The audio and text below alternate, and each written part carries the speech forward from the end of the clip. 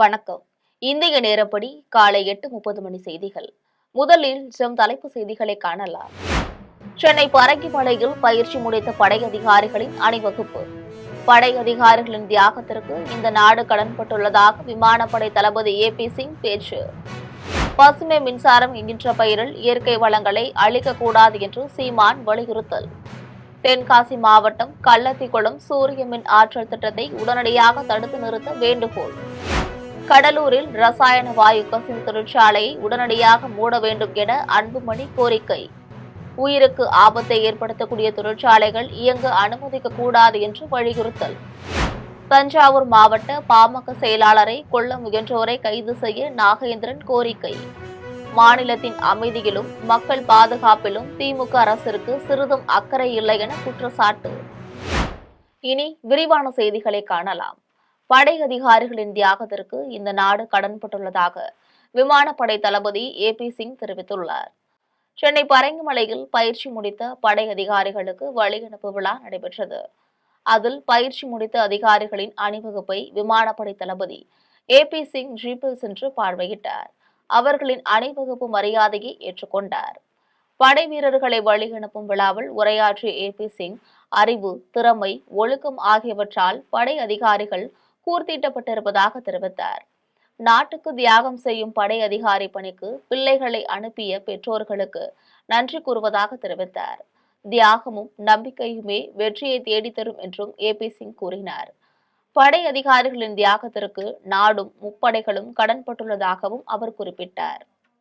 பசுமை மின்சாரம் என்கின்ற பெயரில் இயற்கை வளங்களை அழிக்கக்கூடாது என்று தெரிவித்துள்ள சீமான், கள்ளத்திக்குளம் சூரிய மின் ஆற்றல் திட்டத்தை உடனடியாக தடுத்து நிறுத்த வேண்டும் என கூறியுள்ளார். அவர் வெளியிட்டுள்ள அறிக்கையில், தென்காசி மாவட்டம் ஆலங்குளம் வட்டம் மாராந்தை ஊராட்சி கள்ளத்திக்குளத்தில் VC green energy PVT LTD மற்றும் அதன் துணை நிறுவனங்களால் திட்டமிடப்பட்டுள்ள பெரிய அளவிலான சூரிய மின் உற்பத்தி திட்டம் மரங்களின் கொடூர அழிப்பாக மாறியுள்ளதாக குறிப்பிட்டுள்ளார். 264 ஏக்கருக்கும் மேற்பட்ட நிலப்பரப்பில் 10 லட்சம் மரங்களை வெட்டி அழிக்கும் இந்த திட்டம் அங்கிருக்கக்கூடிய பொதுமக்கள் மற்றும் வேளாண் குடிகளின் வாழ்வாதாரங்களை சிதைத்து சுற்றுச்சூழலை அழித்து உயிரினங்களை அழிவுக்கு தள்ளுவதாக தெரிவித்துள்ளார். இப்பகுதி மலைப்புற பகுதியாக வரையறுக்கப்பட்டுள்ள நிலையில் இத்தனை மரங்களை கொண்ட இந்நிலத்தை மறுவகைப்படுத்தலுக்கு அனுமதித்தது தவறு என சுட்டிக்காட்டியுள்ளார். மா, பலா, சப்போட்டா, முந்திரி வகைகள் அடங்கிய 10 லட்சம் மரங்கள் ஒரே நேரத்தில் அழிக்கப்படுவதால் இப்பகுதியில் சூழலியல் மாற்றம் தீவிரமாகும் என தெரிவித்துள்ளார். இங்கு வாழும் மான், காட்டுப்பன்றி, மயில், உடும்பு போன்ற உயிரினங்கள் வாழிடத்தை இழக்கும் என்றும் கவலை தெரிவித்துள்ளார். கடலூர் சிப்காட் தொழிற்சாலையில் ரசாயன வாயு கசிவு தொழிற்சாலையை உடனடியாக மூட வேண்டும் என்று பாமக தலைவர் அன்புமணி வலியுறுத்தியுள்ளார். அவர் வெளியிட்டுள்ள அறிக்கையில், கிரிம்சன் ஆர்கானிக் தொழிற்சாலையில் வேதிவாயு கசிந்ததில் 80க்கும் மேற்பட்டோர் மயக்கமடைந்து மருத்துவமனையில் சேர்க்கப்பட்டுள்ளதாக குறிப்பிட்டுள்ளார். 2021ஆம் ஆண்டு இதே ஆலையில் ஏற்பட்ட தீ விபத்தில் 4 தொழிலாளர்கள் உயிரிழந்தவரை சுட்டிக்காட்டியுள்ளார். அப்போதே இந்த ஆலையை அரசு மூடியிருக்க வேண்டிய நிலையில் கடலூர் மாவட்ட அமைச்சர் செல்வாக்கை பயன்படுத்தி ஆலைகளை காப்பாற்றியதாக குற்றம் சாட்டியுள்ளார்.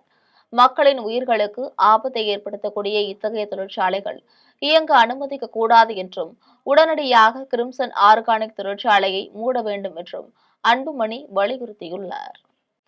தஞ்சாவூர் மாவட்ட பாமக செயலாளரை கொல்ல முயன்றோரை கைது செய்ய வேண்டும் என்று பாஜக மாநில தலைவர் நயினார் நாகேந்திரன் வலியுறுத்தியுள்ளார். அவர் விடுத்துள்ள செய்தியில், தஞ்சாவூர் மாவட்ட பாமக செயலாளரை குண்டு வீசி கொல்ல முயன்றிருப்பது அதிர்ச்சி அளிப்பதாக குறிப்பிட்டுள்ளார்.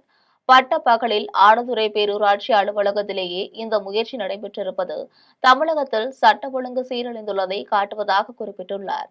மாநிலத்தின் அமைதியிலும் மக்கள் பாதுகாப்பிலும் திமுக அரசிற்கு சிறிதும் அக்கறை இருந்தால் குற்றவாளிகளை உடனடியாக கைது செய்ய வேண்டும் என்றும் வலியுறுத்தியுள்ளார். திமுகவோ அதிமுகவோ வாக்கு திருட்டை ஒருபோதும் அனுமதிக்க மாட்டார்கள். ஆனால் அதிமுக கூட்டணியில் உள்ள பாஜகவிற்கு வேலையே வாக்கு திருட்டுதான் என முன்னாள் மத்திய அமைச்சர் சிதம்பரம் கூறியுள்ளார். புதுக்கோட்டை மாவட்டம் திருமயம் அருகே உள்ள கடியாப்பட்டியில் புதிய காங்கிரஸ் கட்சி அலுவலகத்தினை முன்னாள் மத்திய அமைச்சர் சிதம்பரம் திறந்து வைத்தார். பின்னர் அவர் பேசியபோது, தமிழ்நாட்டில் இதுவரைக்கும் வாக்கு திருட்டு நடக்கவில்லை. ஆனால் பீகார், கர்நாடகம், மகாராஷ்டிரம் உள்ளிட்ட பல தொகுதிகளில் வாக்கு திருட்டு நடந்துள்ளது. அதனைத் தொடர்ந்து தமிழ்நாட்டிலோ கேரளத்திலோ வாக்கு திரட்டு நடத்த முடியாது என்று நான் டெல்லியில் உத்தரவாதம் தந்திருக்கிறேன் என கூறினார். மேலும் அவர், தமிழ்நாட்டில் திமுக கூட்டணியும் அதிமுக கூட்டணியும் வலிமையாக இருக்கிறது. பின்னர் தமிழ்நாட்டிலும் வாக்கு திரட்டு முயற்சி நடக்கும். ஏனென்றால் தமிழ்நாட்டில் பாஜக நுழைந்திருக்கிறது. பாஜகவோடு கூட்டணியில் உள்ள அதிமுக வாக்கு திரட்டை அனுமதிக்க மாட்டார்கள். ஆனால் அவர்களோடு உள்ள பாஜகவிற்கு வேலையே வாக்கு திரட்டுதான் என்று தெரிவித்தார். அதனைத் தொடர்ந்து ஆமை புகுந்த வீடும் அமினா நுழைந்த வீடும் உருப்படாது என்ற ஒரு பழமொழி இருக்கிறது. அதேபோல் பாஜக நுழைந்த மாநிலமும் உருப்படாது என்று கூறியுள்ளார். வாக்கு திருட்டு அதை மட்டும் 2 வார்த்தை சொல்லிட்டு முடிச்சுக்கணும். வாக்கு திருட்டு நடக்க தமிழ்நாட்டில் இதுவரைக்கும் நடக்கலாம். பீகாரில் நடந்திருக்கு, கர்நாடகத்தில் சில தொகுதிகளில் நடந்திருக்கு, மகாராஷ்டிராவில் பல தொகுதிகளில் நடந்திருக்கு. தமிழ்நாட்டிலே கேரளத்திலே நடக்க முடியாது என்று நான் டெல்லியிலே உத்தரவாதம் தந்திருக்கிறேன். காரணம், கேரளத்துல இடதுசாரி அணி ஐக்கிய முற்போக்கு கூட்டணி என்று வலிமையான கூட்டணிகள் இருக்கு. இப்ப கன்னியாகுமரியில ஆசிரியர் இங்க உட்கார்ந்துருப்பாரு நாற்காலி. கன்னியாகுமரி வழியா பயணம் செய்தால் கன்னியாகுமரிக்கு வர எண்ணம் இல்லை. கன்னியாகுமரி வழியாக பயணம் செய்தாலும் ஆசிரியர் ராமநாதன் அவர்களை பார்க்காமல் நான் போனதே கிடையாது. சொன்னாங்க, நாற்காலிலேயே உட்கார்ந்துருக்காரு. நாள் பூரா உட்கார்ந்துருக்காரா, வரும்போது உட்கார்ந்துருக்காரான்னு தெரியாது. ஆனா எப்ப போனாலும் உட்கார்ந்துருக்காரு. அவரை பார்த்து தூங்குறதுக்கு, அவருடைய உடல்நலத்தை விசாரிக்கிறதுக்குன்னா அடுத்த இந்த பிரச்சாரம் செய்யும் போது ஆசிரியர் ராமநாதன். அதை போல இங்கே உண்மையாக உழைத்த பெரியவர்கள் நிறைய பேர் இருக்காங்க. அவர்கள் பேர் தான் வாழ்கின்றனர். வந்துட்டு போறவங்களையெல்லாம் யாரும் சொல்ல மாட்டாங்க. தமிழ்நாடு அரசின் சார்பில் 2வது மருத்துவத்துறை பன்னாட்டு மாநாடு அடுத்த மாதம் நடைபெற உள்ளது என சுகாதாரத்துறை அமைச்சர் மா. சுப்பிரமணியன் பேட்டியளித்துள்ளார். சென்னை கிண்டியில் உள்ள கலைஞர் நூற்றாண்டு உயர் சிறப்பு மருத்துவமனையில் 2025 முதல் 2026 ஆண்டிற்கான இயற்கை மருத்துவ பட்டப்படிப்புகளின் தரவரிசை பட்டியலை சுகாதாரத்துறை அமைச்சர் சுப்பிரமணியன் வெளியிட்டுள்ளார். பின்னர் அவர் செய்தியாளர்களிடம் பேசியபோது, ஆயுஷ் படிப்பிற்கான தரவரிசை பட்டியலிலும் அரசு பள்ளி மாணவர்களுக்கான 7.5% உள் ஒதுக்கீட்டு பட்டியலிலும் வெளியிடப்பட்டுள்ளன என கூறினார். அதனைத் தொடர்ந்து அவர் BNOS படிப்பிற்கு மட்டும் நீட் தேர்வு இல்லை, ஆனால் மற்ற படிப்பிற்கு உள்ளது என தெரிவித்தார். பின்னர் சித்தா, ஆயுர்வேதம் மொத்தம் 7 அரசு கல்லூரி 471 இடங்களுக்கும், 48 சுயநிதி கல்லூரிகள் 3760 இடங்களுக்கும், 4231 இடங்களுக்கு தரவரிசை பட்டியல் வெளியிடப்பட்டுள்ளது. 2வது முறையாக நடைபெறுகின்ற மாநாட்டில் பல்வேறு நாடுகளை சார்ந்தவர்கள் பங்கேற்கிறார்கள் என தெரிவித்தார். இம்மாநாடு அக்டோபர் 16 முதல் 18ஆம் தேதி வரை நந்தம்பாக்கம் வர்த்தக மையத்தில் நடைபெற உள்ளது. இதையடுத்து 35 இடங்களில் நடைபெறுகின்ற நலம் காக்கும் ஸ்டாலின் முகாம்களில் 15க்கும் மேற்பட்ட சிறப்பு துறைகள் இடம்பெறுகின்றன. பின்னர் மருத்துவ பொருட்களுக்கு GST வரி குறைப்பு குறித்த கேள்விக்கு, மருத்துவ பொருட்களுக்கு GST வரி ஏற்றியிருக்க கூடாது, அதன் வழி பெரிது என்றும் ஆறாது எனவும் கூறினார். அதாவது இது ஏற்றிருக்கக்கூடாது, ஏற்றி இவ்வளோ நாள் கழித்து இப்போ குறைச்சிருக்கிறாங்க. ஏற்றினதால் ஏற்பட்ட பாதிப்பு, அதனால் ஏற்பட்ட மனவலி, அதனால் ஏற்பட்ட வடுக்கல் என்றும் ஆறாதது, தீராதது. என்னங்க? இல்லை, அந்த மாதிரி ஒன்றும் இல்லை. பத்திரிகையாளர்கள் தான் பரப்பி விட்டுருக்குறீங்க. எங்கேயும் எந்த வைரஸும் பரவலை. ஒவ்வொரு முறையும் அந்த பருவமழைகளின் போது வருகிற அந்த சாதாரண காய்ச்சல் தான். நீங்களாவே வைரஸ் காய்ச்சல் வந்துருச்சு, எல்லாரும் முகமூடி போட்டுக்கணும், எல்லாமே மொத்த முடிவும் எடுக்கிறது சென்னையில் இருக்கிற பத்திரிகையாளர்கள் தான். அந்த மாதிரி ஒன்றும் இல்லை.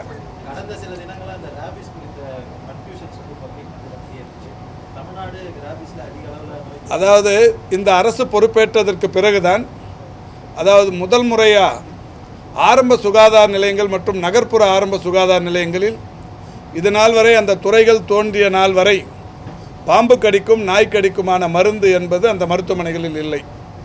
பாம்பு கடித்தாலோ நாய் கடித்தாலோ, அது கிராமங்களில் கடித்தால், மலை கிராமங்களில் கடித்தால், நகரப்புறங்களில் மாநகர பகுதிகளில் இருக்கிற வட்டார மருத்துவமனைகளுக்கு, வட்டம் சாரா மருத்துவமனைகளுக்கு, அது மாவட்ட அரசு தலைமை மருத்துவமனைகளுக்கு, மருத்துவக் கல்லூரி மருத்துவமனைகளுக்கு, மல்டி ஸ்பெஷாலிட்டி மருத்துவமனைகளுக்கு தான் வர வேண்டும். ஆரம்ப சுகாதார நிலையங்கள் பெரும்பகுதியாக கிராம பகுதிகளில் தான் இருக்கும். இந்த 2286 கிராமங்களிலே இருக்கிற ஆரம்ப சுகாதார நிலையங்களிலும் மாண்புமிகு தமிழ்நாட்டின் முதலமைச்சர்கள் பாம்பும் நாயும் அதிகம் உலாவுகிற இடங்கள் அந்த கிராம பகுதிகள் தான் என்பதால் அங்கே பாம்பு கடிக்கான ஏஎஸ்வி என்கின்ற மருந்தும் நாய்க்கடிக்கான ஏஆர்வி என்கின்ற மருந்தையும் எல்லா மருத்துவமனைகளிலும் வைக்க உத்தரவிட்டு இப்போது எல்லா மருத்துவமனைகளிலும் அது இருப்பு வைக்கப்பட்டிருக்கிறது. தொடர்ந்து நான் வாரத்திற்கு 2 முறை பல்வேறு மாவட்டங்களுக்கு இந்த துறையின் செயல்பாட்டிற்காக சுற்றி வருகிற போது தொடர் ஆய்வுகளை மேற்கொண்டு வருகிறேன். சென்னை விமான நிலையத்தில் இஸ்லாமியர்களும் கிறிஸ்தவர்களும் பாஜகவில் பல பொறுப்புகளில் உள்ளனர் என பாஜக மாநில தலைவர் நயினா நாகேந்திரன் பேட்டியளித்துள்ளார். தூத்துக்குடி விமான நிலையத்திலிருந்து சென்னை விமான நிலையம் வந்த பாஜக மாநில தலைவர் நயினா நாகேந்திரன் செய்தியாளர்களை சந்தித்தார். பின்னர் அவர் பேசிய போது, பாஜக யாருக்கும் உரிமையான கட்சி கிடையாது, பாஜக ஒரு தேசிய கட்சி என கூறினார். தொடர்ந்து, எனது மகன் நயினார் பாலாஜி இளைஞரணி மாநில துணைத் தலைவராக இருந்த நிலையில் அவருக்கு கட்சியில் பொறுப்பு வழங்கப்பட்டுள்ளது. இதனால் சிறுபான்மையினருக்கு கொடுக்கவில்லை என குற்றச்சாட்டுதான் அலிஷா அப்துல்லா அவருக்கு இருக்கிறதே தவிர அவருக்கு தரவில்லை என வருத்தமில்லை என கூறினார். இஸ்லாமியர்களுக்கும் கிறிஸ்தவர்களுக்கும் பல பொறுப்புகளில் வாய்ப்புகள் வழங்கப்பட்டுள்ளது. இந்தியா சுதந்திர நாடு என்பதால் விஜய்க்கு சுதந்திரம் இருக்கும். அதனால் அவர் சுற்றுப்பயணம் செய்கிறார். அதில் எந்தவித தவறு இல்லை என்று தெரிவித்தார். பின்னர் திரௌபதி முர்மு, அப்துல் கலாம் உள்ளிட்டவரை குடியரசுத் தலைவராக நியமித்தது பாஜக தான் என கூறினார்.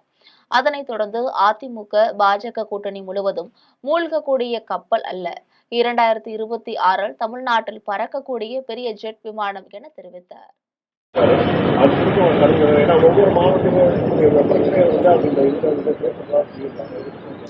அதாவது என்னன்னா, இது நம்ம சுதந்திர நாடு. யார் வேணாலும் கட்சியா, நாளைக்கு நீங்க கூட ஒரு கட்சி ஆரம்பிக்கலாம், அது தலைவரை வரலாம், மாநாடு நடத்தலாம்.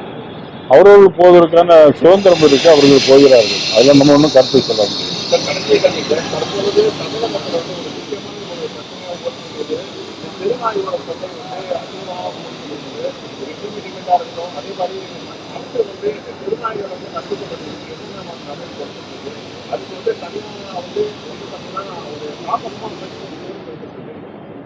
அதாவது இது குறித்து நாங்கள் சட்டமன்றத்திலே நிறைய பேசியிருக்கோம். திருநாய் பிரச்சனை வந்து இந்த பெரிய பிரச்சனையாக வந்து சட்டமன்றத்திலே கொடுத்து பேசியிருக்கோம். ஆனால் அவங்க என்ன சொன்னாங்கன்னா, அது குறித்த நாய்களுக்கு நாங்கள் வந்து அந்த ஃபேமிலி பிளானிங்லாம் பண்ணுறதுக்கு நிறைய பண்ணியிருக்கோம், இவ்வளவோ எண்ணிக்கையெல்லாம் கூட சொல்லி அதை சொல்லியிருந்தாங்க. தொடர்ந்து அரசாங்கம் வந்து எதுலையுமே கவனம் செலுத்துறது இல்லையா, அதனால இதுலேயும் அவங்க வழக்கம் போல கவனம் செலுத்தாமல் இருக்கிறாங்க. பார்க்கலாம். ஆக்ஸ்போர்ட் யூனிவர்சிட்டியில சமூக நீதி முதலமைச்சர் பேசியிருக்கிறாரு. எப்படி பாக்குறீங்க? தமிழ்நாட்டில் இங்கேயும் போய் அங்கே பேசியிருக்காங்க. அவங்க எங்க தமிழ்நாட்டில் இல்லைன்னு சொல்லி பேசியிருக்காங்களா?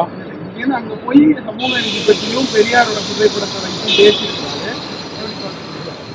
சமூக நீதி பற்றி பேசுறதுல வந்து நிச்சயம் பார்த்தீங்கன்னா அது பாரதிய ஜனதா கட்சிக்கு தான் எல்லா உரிமையும். இன்னைக்கு ஒரு சாதாரண ஒரிசா மாநிலத்தில் இருக்கிய ஒரு சாதாரண மிகவும் தாழ்த்தப்பட்ட சமூகத்தை சேர்ந்த நமது பாரத பிரதமராக நம்ம திரௌபதி முர்மு அவர்களை நியமித்தது பாரதிய ஜனதா கட்சி. டாக்டர் ஏபிஜே அப்துல் கலாம் அவர்களை பிரசிடண்டாக நியமித்ததும் பாரதிய ஜனதா கட்சி. அதிமுக பாஜக கூட்டணி மூழ்கும் கப்பல் என்பதா எல்லாரும் வெளியே வராங்க அப்படின்னு விமர்சனம். இது முழுதும் மூழ்கக்கூடிய கப்பல் அல்ல. 2026ஆம் ஆண்டு தமிழ்நாட்டில் பறக்கக்கூடிய பெரிய ஜெட்டு விமானம். எடப்பாடி பழனிசாமி பிரச்சார பொதுக்கூட்டத்தில் முன்னாள் அமைச்சர் செங்கோட்டையனுக்கு பதிலடி கொடுக்கும் வகையில் அதிமுக நிர்வாகிகள் போஸ்டர்களுடன் வலம் வந்தனர். தேனி மாவட்டத்தில் உள்ள பெரியகுளம் சட்டமன்ற தொகுதியில் எடப்பாடி பழனிசாமி பிரச்சாரம் மேற்கொண்டார். இதில் ஏராளமான கட்சி நிர்வாகிகள், தொண்டர்கள், பொதுமக்கள் ஆகியோர் அதிமுக பொதுச் செயலாளர் எடப்பாடி பழனிசாமிக்கு உற்சாக வரவேற்பு அளித்தனர். அதனைத் தொடர்ந்து பொதுமக்களிடையே எடப்பாடி பழனிசாமி உரையாற்றினார். பின்னர் எடப்பாடி பழனிசாமிக்கு எதிராக முன்னாள் அமைச்சர் செங்கோட்டையன் தெரிவித்த கருத்திற்கு பதிலடி கொடுக்கும் விதமாக கட்சி நிர்வாகிகள் போஸ்டர்களுடன் கூட்டத்திற்கு வருகை தந்தனர். இந்த போஸ்டர்களில் நரிகளுக்கு என்ன வந்தது கேடு, உங்களுக்கு யார் விதிக்க முடியும் கெடு, தொடர்ந்து நீங்கள் மட்டும் போதும் தலைவா என்ற வாசகங்கள் அடங்கிய போஸ்டர்களுடன் அதிமுக கட்சி நிர்வாகிகள் வலம் வந்தனர். ஆக்ஸ்போர்ட் பல்கலைக்கழகத்தில் பெரியார் உருவப்படத்தை திறந்து வைத்த முதலமைச்சர் மு.க.ஸ்டாலின் உரையாற்றியதை திருவண்ணாமலை மாவட்டம் வந்தவாசியில் திரையிட்டு காட்டினர்.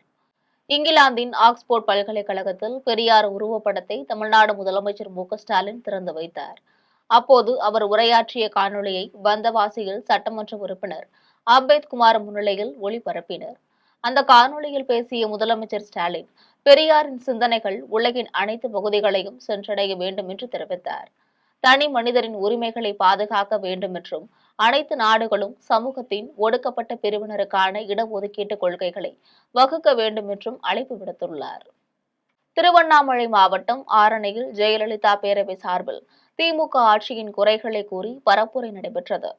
ஆரணியில் திமுக 4 ஆண்டு கால ஆட்சியின் குறைகள் குறித்தும், அதிமுக ஆட்சியில் செயல்படுத்திய மக்கள் நல திட்டங்கள் குறித்தும் மாவட்ட ஜெயலலிதா பேரவை செயலாளர் பாரிபாபு தலைமையில் துண்டு பிரசுரங்கள் வழங்கப்பட்ட இந்நிகழ்ச்சியில் முன்னாள் அமைச்சரும் ஆரணி அதிமுக சட்டமன்ற உறுப்பினருமான சேவு ராமச்சந்திரன், மாவட்ட செயலாளர் ஜெயசுதா, லட்சுமிகாந்தன் ஆகியோர் கலந்து கொண்டு கடை வீதியில் நடந்து சென்று மக்களிடையே துண்டு பிரசுரங்களை வழங்கினர். இந்த நிகழ்வில் மாவட்ட இணை செயலாளர் வனிதா, சதீஷ், ஒன்றிய இளைஞர் மற்றும் இளம்பெண்கள் பாசறை செயலாளர் சுகுமார் ஆகியோர் கலந்து கொண்டனர்.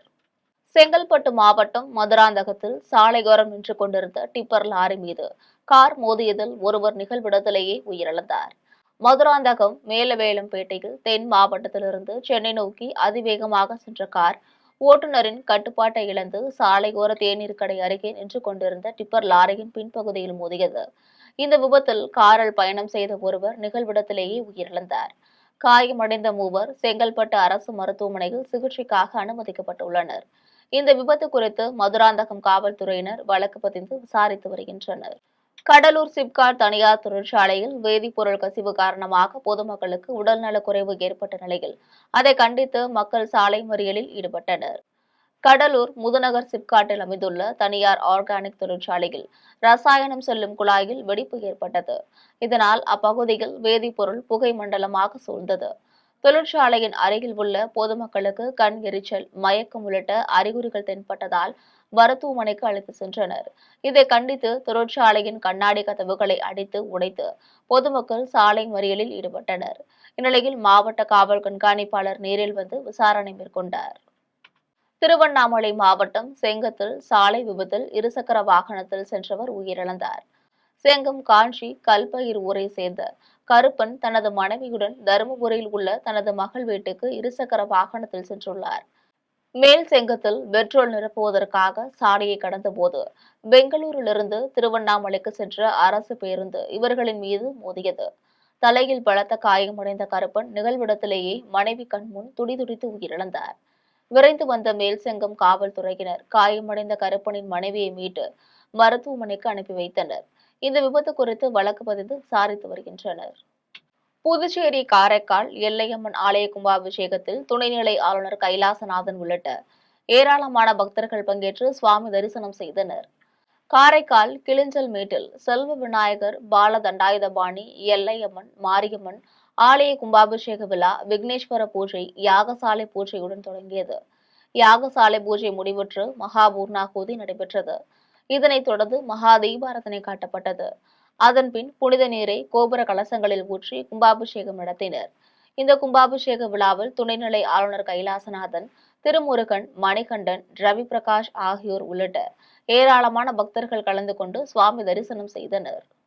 தேனி மாவட்டம் போடிநாயக்கனூரில் வ.உ. சிதம்பரம் பிள்ளையின் பிறந்த நாளை ஒட்டி அவரது சிலைக்கு முன்னாள் முதலமைச்சர் பன்னீர்செல்வம் மாலை அணிவித்து மரியாதை செலுத்தினார். போடிநாயக்கனூர் பழைய பேருந்து நிலையத்தில் வ.உ. சிதம்பரம் பிள்ளையின் 154ஆம் ஆண்டு பிறந்தநாள் விழா கொண்டாடப்பட்டது. அப்போது வ.உ. சிதம்பரம் பிள்ளை சிலைக்கு ஓ. பன்னீர்செல்வம் மாலை அணிவித்து மரியாதை செலுத்தினார். அதன்பின் செய்தியாளர்களிடம் பேசிய அவர், அதிமுகவை எம்ஜிஆர் தொடங்கிய காலத்திலிருந்து அதற்காக பாடுபட்டவர் செங்கோட்டையன் என தெரிவித்தார். அதிமுகவில் இருந்து பிரிந்து சென்ற தலைவர்கள் அனைவரையும் ஒருங்கிணைக்க வேண்டும் என்றும், அப்போதுதான் மீண்டும் அதிமுக ஆட்சி அமைக்க முடியும் என்றும் பன்னீர்செல்வம் தெரிவித்தார். ஏற்கனவே நான் காலையிலேயே அவர் பேட்டி கொடுப்பதற்கு முன்பாக சொல்லிவிட்டேன். அருமை அண்ணன் செங்கோட்டையன் அவர்கள் புரட்சி தலைவர் இதய எம்ஜிஆர் அவர்கள் இயக்கத்தை துவங்கிய நாளிலிருந்து இன்று வரை இந்த இயக்கத்திற்காக அரும்பாடுபட்டுக் கொண்டிருக்கிறார். பல்வேறு சூறாவளி சுனாமிகள் இயக்கத்திற்கு வந்தபோதும் நிலையாக ஒரு நிலையில் நின்று இந்த இயக்கத்தை வளர்ப்பதற்காக அனைத்து மக்களையும் அரவணைக்கும் நோக்கோடு அவர் பாடுபட்டிருக்கார் என்பதை நாமெல்லாம் நன்றாகவே அறிவோம். அவர் எந்த நடவடிக்கை எடுத்தாலும் கழகம் ஒருங்கிணைக்க வேண்டும். ஒருங்கிணைத்தால்தான் மீண்டும் மாண்புமிகு அம்மாவுடைய ஆட்சியை தமிழகத்தில் நிறுவ முடியும் என்பதற்கான் தனது மனதின் குரலாக அவர் ஒலித்துக் கொண்டிருக்கிறார். அவருடைய எண்ணம், அவருடைய மனசாட்சி நிறைவேறுவதற்கு எங்களுடைய வாழ்த்துக்களை தெரிவித்துக் அதற்காகத்தான் நாங்களும் போராடி கொண்டிருக்கிறோம். தேனியில் கப்பலோட்டிய தமிழன் பாபு சிதம்பரம் பிள்ளையின் பிறந்தநாள் விழா அதிமுக பொதுச் செயலாளர் எடப்பாடி பழனிசாமி தலைமையில் நடைபெற்றது. இதில் பாபு சிதம்பரம் பிள்ளையின் உருவப்படத்திற்கு அதிமுக கழக பொதுச் செயலாளர் எடப்பாடி பழனிசாமி மலர் தூவி மரியாதை செலுத்தினார். இதனைத் தொடர்ந்து முன்னாள் அமைச்சர்கள் காமராஜ், விஜயபாஸ்கர், மாவட்ட செயலாளர்கள் ஜக்கையன், கிழக்கு முருகோடை ராபர், மாவட்ட தேர்தல் பொறுப்பாளர் பாப்புலர் முத்தையா, முன்னாள் நாடாளுமன்ற உறுப்பினர் பார்த்திபன், அதிமுக ஒன்றிய செயலாளர் நாராயணசாமி ஆகியோர் மலர் தூவி மரியாதை செலுத்தினர். சின்ன காஞ்சிபுரத்தில் ஆகாச கன்னியம்மன் ஆலயத்தின் 63ஆம் ஆண்டு ஆவணி பெருவிழா நடைபெற்றது. காஞ்சிபுரம் மாவட்டம் சின்ன காஞ்சிபுரத்தில் ஆகாச கன்னியம்மன் ஆலயத்தின் 63ஆம் ஆண்டு ஆவணி பெருவிழாவை முன்னிட்டு காப்பு கட்டுதலுடன் கூழ்வார்த்தல் திருவிழா நடைபெற்றது. இதனைத் தொடர்ந்து சிறப்பு அலங்காரத்துடன் அம்மன் திருவீதி உலா நடைபெற்றது. இந்நிகழ்ச்சியில் சிறப்பு அழைப்பாளர்களாக இந்து மக்கள் கட்சி மாநில அமைப்பு செயலாளர் முத்து, இளைஞரணி செயலாளர் சரவணன், ஆன்மீக குரு சிலம்பு செல்வர் சீதாபதி ஆகியோர் கலந்து கொண்டனர். ராமநாதபுரத்தில் வெள்ளாளர் முன்னேற்ற கழகம் சார்பில் விடுதலை போராட்ட வீரர் பாபு சிதம்பரனாரின் பிறந்தநாள் விழா நடைபெற்றது. ராமநாதபுரத்தில் பாபு சிதம்பரனாரின் 154வது பிறந்தநாள் விழாவிற்கு வெள்ளாளர் முன்னேற்ற கழக நிறுவனர் அண்ணா சரவணன் தலைமை தாங்கினார். இதனைத் தொடர்ந்து ராமநாதபுரம் சட்டமன்ற உறுப்பினர் காதர் பாட்ஷா, முத்துராமலிங்கம், அதிமுக முன்னாள் அமைச்சர் மணிகண்டன் ஆகியோர் கலந்து கொண்டு வாவு சிதம்பரனாரின் உருவப்படத்திற்கு மலர் தூவி மரியாதை செலுத்தினர். அதனைத் தொடர்ந்து பல்வேறு கட்சியினர் மற்றும் சமுதாய அமைப்பினர், முக்கிய பிரமுகர்கள் மரியாதை செலுத்தினர். கோவை மாவட்ட ஆட்சியர் அலுவலகத்தில் வெடிபொருள் மிரட்டல் வந்ததால் பெரும் பரபரப்பு ஏற்பட்டது. கோவை மாவட்ட ஆட்சியர் அலுவலகத்தில் 4வது முறையாக மின்னஞ்சல் மூலம் மீண்டும் வெடிபொருள் மிரட்டல் விடுக்கப்பட்டதால் பரபரப்பு ஏற்பட்டது. இது தொடர்பாக அதிகாரிகளுக்கும் காவல்துறையினருக்கும் தகவல் அளிக்கப்பட்டது. இதனைத் தொடர்ந்து வெடிபொருள் கண்டறியும் நிபுணர்கள் மோப்ப நாய் மற்றும் மெட்டல் டிடெக்டர் கருவிகளுடன் அலுவலகத்தினை முழுமையாக சோதனை செய்தனர். நீண்ட நேர சோதனைக்கு பின்னர் இது வெறும் புரளி என தெரிய வந்தது. மேலும் கடந்த 10 நாட்களில் மட்டும் 4வது முறையாக மிரட்டல் விடுக்கப்பட்டுள்ளதாக தெரிவித்தனர். கோவை மாவட்டம் மதுக்கரையில் ஹிதாயத்துல் இஸ்லாம் சுன்னத் ஜமாத் பள்ளிவாசல் சார்பாக மிலாது நபி தின விழா கொண்டாடப்பட்டது. இந்த விழாவில் நபிகள் நாயகம் குறித்த வரலாறு, இஸ்லாம் சமயத்தின் சிறப்புகள் குறித்து இஸ்லாமிய அறிஞர்களின் சொற்பொழிவு நடைபெற்றது. இதனைத் தொடர்ந்து உலக அமைதி, மத நல்லிணக்கம் மற்றும் சகோதரத்துவத்தை வலியுறுத்தும் விதமாக இஸ்லாமிய சிறுவர் சிறுமிகள் ஊர்வலமாக சென்றனர். இதில் அந்த பகுதிகளில் வசிப்போர், பல்வேறு அமைப்பினர், தன்னார்வலர்கள் கலந்து கொண்டனர். சிறுவர் சிறுமிகளுக்கு பிஸ்கட்டுகள், இனிப்புகள், ஜூஸ் வகைகள் உள்ளிட்டவற்றை வழங்கினர். இந்நிகழ்ச்சிகளுக்கான ஏற்பாட்டினை கோவை மதுக்கரை பள்ளிவாசல் நிர்வாகிகள் அன்வர் சாதத், ஹஷ்ரத் பாபு பாஷா, தஸ்லீம் உஸ்தாத், சுஹைர் ஆகியோர் செய்திருந்தனர். அஸ்ஸலாமு அலைக்கும் வரஹ்மத்துல்லாஹி வபரகாத்துஹு. மதுக்கரை முஸ்லிம் காலனியில் அமைந்திருக்கும் ஹிதாயத்துல் இஸ்லாம் சுன்னத் ஜமாத் பள்ளிவாசல் 1967ஆம் ஆண்டு பெரியோர்களால் ஆரம்பிக்கப்பட்டது. அதைத் தொடர்ந்து வருடமாக நபிகள் நாயகம் ஸல்லல்லாஹு அலைஹி வஸல்லம் அவர்களுடைய பிறந்த தினமான மீலாது விழாவை சிறப்பாக கொண்டாடி வருகிறோம். இன்ஷா அல்லாஹ் இந்த வருடமும் அல்லாஹ்வின் மாபெரும் கிருபையினால் இந்த வருடமும் மீலாது விழா சிறப்பாக கொண்டாட இருக்கிறோம். குழந்தைகள் நிகழ்வோடு மாலை 4 மணி அளவில் குழந்தைகள் நிகழ்ச்சியோடு, அஜரத்மார்களின் சொற்பொழிவோடு, இஷா தொழுகைக்கு பிறகு பொதுமக்களுக்கு விருந்துகளை ஏற்பாடு செய்து அதைத் தொடர்ந்து நடைபெறும் இந்த நிகழ்வுக்கு மொஹல்லாவாசிகளும் ஜமாத்தார்களும் ஒத்துழைப்பு கொடுக்க உள்ளார்கள். ஆகவே தங்களுடைய ஒத்துழைப்புக்கு அல்லாஹ்வின் மாபெரும் கிருபையால் அஸ்ஸலாமு அலைக்கும் வரஹ்மத்துல்லாஹி வபரகாத்துஹு. மதுரை திருப்பரங்குன்றத்தில் ரயில்வே தண்டவாளத்தை கடக்க முயன்ற அடையாளம் தெரியாதவர் பரிதாபமாக உயிரிழந்தார். மதுரை மாவட்டம் திருப்பரங்குன்றத்தில் திருச்சிராப்பள்ளியிலிருந்து திருவனந்தபுரம் நோக்கி இன்டர்சிட்டி ரயில் ஒன்று சென்றது. அப்போது தண்டவாளத்தினை கடக்க முயன்ற அடையாளம் தெரியாத 50 வயது மதிக்கத்தக்கவர் ரயில் மோதி நிகழ்விடத்திலேயே உயிரிழந்தார். ரயில்வே உதவி ஆய்வாளர் சையது குலாம் தஸ்கதீர், சிறப்பு உதவி ஆய்வாளர் கனகவள்ளி ஆகியோர் உடலை கைப்பற்றி மதுரை அரசு ராஜாஜி மருத்துவமனைக்கு அனுப்பி வைத்தனர். இதுகுறித்து காவல்துறையினர் வழக்கு பதிந்து விசாரித்தனர். திருவள்ளூர் மாவட்டம் மேல்மாளிகைப்பட்டில் ராதா ருக்மணி உடனுரை வேணுகோபால சுவாமி கோவில் மகா கும்பாபிஷேகம் நடைபெற்றது. திருவள்ளூர் மாவட்டம் மேல்மாளிகைப்பட்டில் உள்ள வேணுகோபால சுவாமி கோவில் மகா கும்பாபிஷேகம் தண்டலம் ஹரிஹர ஐயர் தலைமையில் நடைபெற்றது. இதில் காலை 3ஆம் கால ஹோமம், மகாபூர்ணாகுதி, யாத்ரா தானம் உள்ளிட்டவை நடைபெற்றன. இதனையடுத்து மங்கள வாத்தியம் முழங்க புனித நீர் அடங்கிய கலசங்கள் பிரகார புறப்பாடு நடைபெற்றது. விமான கோபுரத்திற்கு புனித நீர் ஊற்றி மகா கும்பாபிஷேகம் நடைபெற்றது. இதனைத் தொடர்ந்து மூலவருக்கு பால், தயிர், பன்னீர் உள்ளிட்ட 16 வகையான திரவியங்களால் அபிஷேகம் நடைபெற்றது. இந்நிகழ்ச்சியில் எல்லாப்புரம் ஒன்றிய திமுக செயலாளர் மூர்த்தி, மாவட்ட ஆதி திராவிடர் நலக்குழு அமைப்பாளர் சம்பத் ஆகியோர் கலந்து கொண்டு சுவாமி தரிசனம் செய்தனர். விழுப்புரம் மாவட்டம் செஞ்சியில் காடவராயர் கோப்பெருஞ்சிங்க பல்லவர் பிறந்தநாள் விழா மிக சிறப்பாக நடைபெற்றது. விழுப்புரம் மாவட்டம் செஞ்சியில் காடவராயர் கோப்பெருஞ்சிங்க பல்லவர் பிறந்தநாள் விழா சோழர் வணிகப்படை சங்க நிறுவன தலைவர் மோகன்சாமி ஏற்பாட்டில் கொண்டாடப்பட்டது. இந்நிகழ்ச்சியில் சிறப்பு அழைப்பாளராக முன்னாள் பாமக சட்டமன்ற உறுப்பினர் தீரன் கலந்து கொண்டு மாலை அணிவித்து மரியாதை செலுத்தினார். பின்னர் பொதுமக்களுக்கு அன்னதானம் வழங்கப்பட்டது. இதில் அரிமா ஆத்மலிங்கம், அறவாளி ஊராட்சி மன்ற தலைவர் ஐயனார், பாலா ஆகியோர் கலந்து கொண்டனர். மீண்டும் தலைப்புச் செய்திகள். சென்னை பரங்கிமலையில் பயிற்சி முடித்த படை அதிகாரிகளின் அணிவகுப்பு. படை அதிகாரிகளின் தியாகத்திற்கு இந்த நாடு கடன்பட்டுள்ளதாக விமானப்படை தளபதி AP சிங் பேச்சு. பசுமை மின்சாரம் என்கின்ற பெயரில் இயற்கை வளங்களை அழிக்கக்கூடாது என்று சீமான் வலியுறுத்தல். தென்காசி மாவட்டம் கள்ளத்திக்குளம் சூரிய மின் ஆற்றல் திட்டத்தை உடனடியாக தடுத்து நிறுத்த வேண்டுகோள். கடலூரில் ரசாயன வாயு கசிவு தொழிற்சாலையை உடனடியாக மூட வேண்டும் என அன்புமணி கோரிக்கை. உயிருக்கு ஆபத்தை ஏற்படுத்தக்கூடிய தொழிற்சாலைகள் இயங்க அனுமதிக்க கூடாது என்று வலியுறுத்தல். தஞ்சாவூர் மாவட்ட பாமக செயலாளரை கொல்ல முயன்றோரை கைது செய்ய நாகேந்திரன் கோரிக்கை. மாநிலத்தின் அமைதியிலும் மக்கள் பாதுகாப்பிலும் திமுக அரசிற்கு சிறிதும் அக்கறை இல்லை என குற்றச்சாட்டு. இத்துடன் செய்திகள் நிறைவடைகின்றன. மீண்டும் செய்திகள் மதியம் 1:30 மணிக்கு. உடனுக்குடன் செய்திகளை காண ஜெம் லைவ்.tv என்ற இணையதளத்தில் இணைந்திருங்கள். நன்றி, வணக்கம்.